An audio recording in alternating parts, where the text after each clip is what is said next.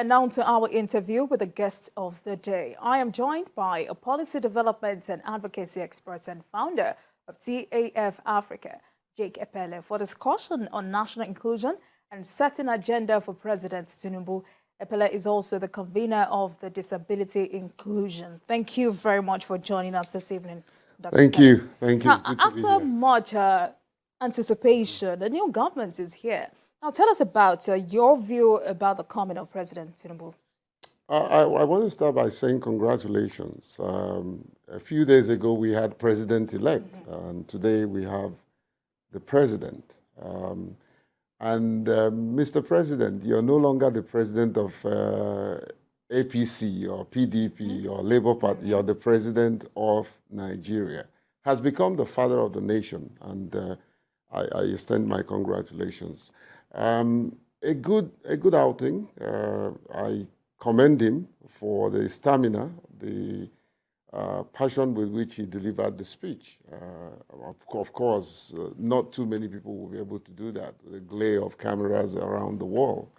And we are very optimistic that he will make sure that his government will be inclusive of persons with disability. I was expecting a absolute mention of disability, although he said vulnerable group. But then it's a good start. I also commend the upfront nature of his speech. I took time out to listen to it again and again and again. It's very optimistic, very upbeat.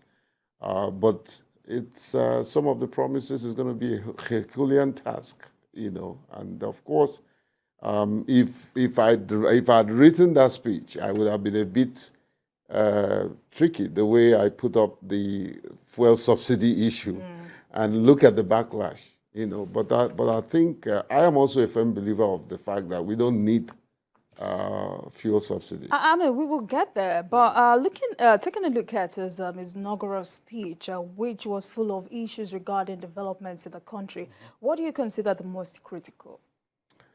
I think for me, his upbeat and upfront presentation of the security issues, saying that, and I agree with him, you can't fix the economy when you have insecurity. You can't provide all the infrastructure when you have security situation. You can't attract investment when there are security challenges. So I agree with him. The first thing is fix security issues. And I also like the fact that he is willing to create a balance in the foreign exchange market. You know, the disparity between the black market and the mainstream banking rate, it's appalling, you know. And of course, I also believe that his speech touched on power, solving the issue of power generation and all that, you know. My only thing I would have said to Mr. President is be careful when making promises, because you see, it's always better to promise less and deliver more. You know, he's inheriting a very fledgling economy. Words. Yes, I'm not in doubt, but if you look at the economy that we have today, it would take maybe the likes of Bola Tinubu to fix it. It's going to be a Herculean task, but it's doable. It's doable. I like the fact that he's courageous. He can take certain decisions and not care who. Yes. All right. So the president has also promised to be a leader for all Nigerians. I mean, we heard him say, "My administration shall govern on your behalf, but never rule over you." He said he shall consult and dialogue, but never dictate. How do you think he should go about this? Well, play the role of a non-transactional leader.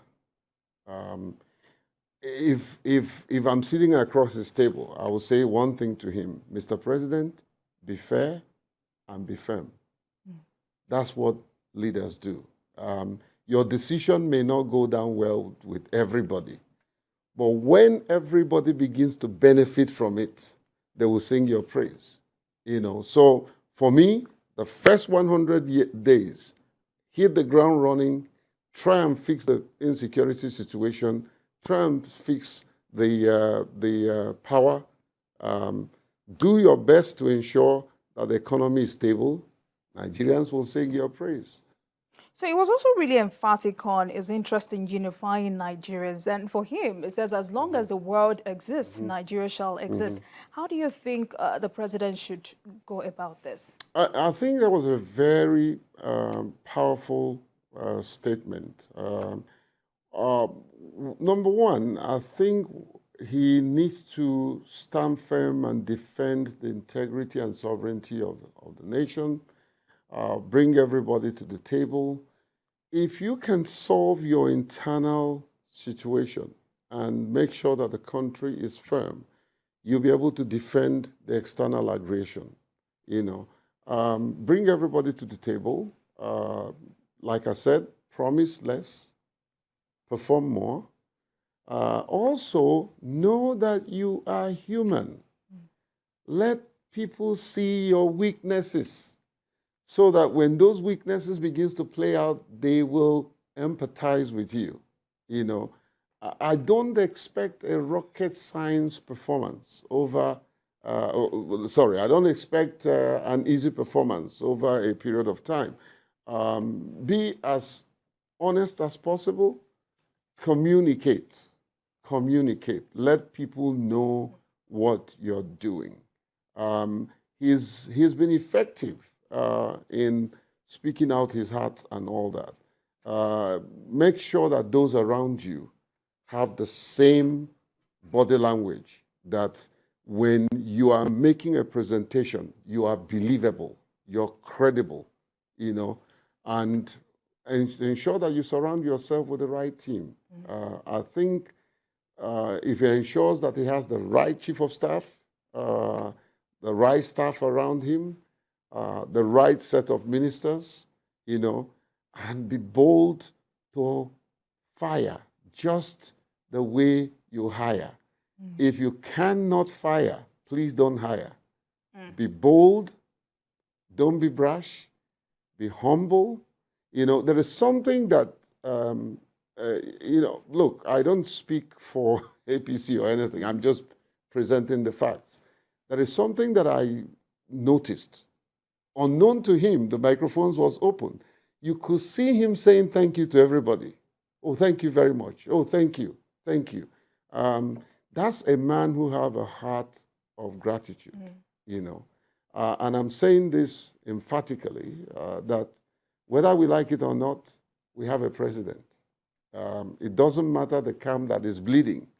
The bleeding will stop, but right now, we need to rally around and support one president that we have, and that's Bola Tinubu. There's nothing anybody can do about it. Fantastic. We'll get back to some of the issues he raised in his inaugural speech, but people living with disabilities are critical in national development. What do you think, what policies will you encourage the new president to implement for such group? Mr. President, the first policy is to ensure that persons with disability are represented in your cabinet.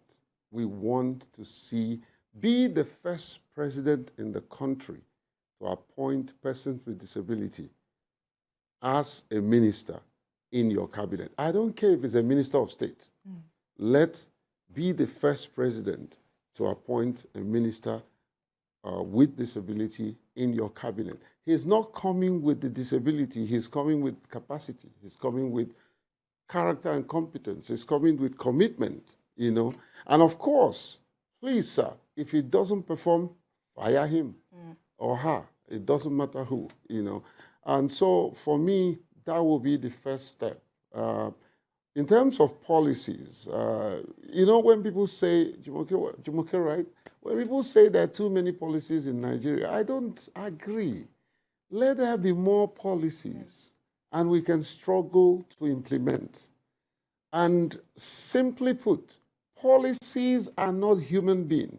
Policies are documented ideology in a piece of paper. Don't put it on shelf 14. Shelf 14 is where we put policies and it's never implemented. In other words, policies, when they are made, the person who proposed the policy must be the face of that policy. You must fight tooth and nail to ensure that the policy is implemented.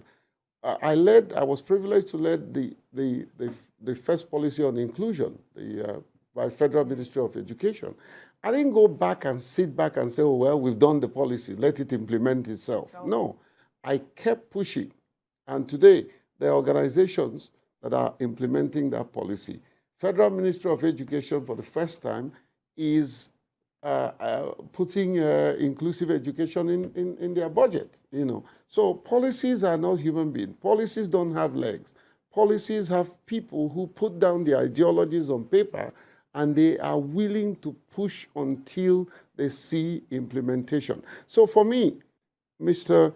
President, look at the existing policies. Find where there are gaps.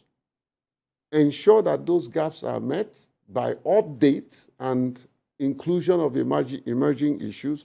And where there are no policies, formulate one. The days are gone when policies would take years. You know, I think, without blowing trumpet, I was one of the first policy experts that did policy in this country in 30 days. The albinism policy was done in 30 days. The inclusive education policy was done in 30 days. The gender in agriculture that I was part of, you know, and right now the WASH policy, it doesn't take rocket science, Jimmy. It takes people who are willing, who are committed, who are experienced, who are not going to do copy and paste, which is what I hate in policies. Policies must be original. They must speak to the issues. They must also have an implementation guideline so that it can be implemented. And lastly, they must have a sustainability component, you know, as much as M&E and all that. But it takes a lot of processes to go through policy. And so for me, Mr. President, look at existing policies. Are there gaps? Let those gaps be filled. Look at new policies, you know, and ensure that there is a systematic approach to move from policy to practice. All right, Dr. Epelle, let's take a break and we will come back to dissect more of the inaugural speech of President Bola Ahmed Tinubu.